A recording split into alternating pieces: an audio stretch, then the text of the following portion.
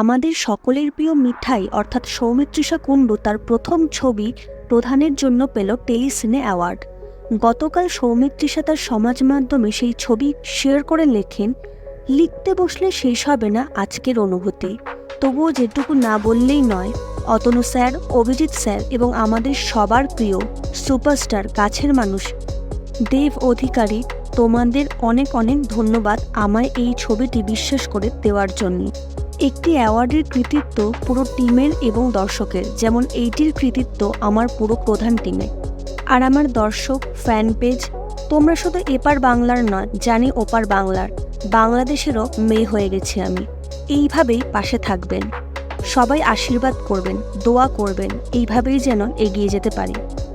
সৌমিত্রিষার তার প্রথম বাংলা ছবি প্রধানের জন্য বেস্ট প্রমিসিং অ্যাক্টর ফিমেল ক্যাটাগরিতে এই টেলিসিনে অ্যাওয়ার্ডটি পেল। সৌমিত্রিষাকে অনেক অনেক অভিনন্দন এবং তার পরবর্তী ছবি 10ই জুনের জন্য আগাম শুভেচ্ছা। টলিপাড়ার বিভিন্ন খবর জানতে আমার চ্যানেলটিকে অবশ্যই সাবস্ক্রাইব করুন।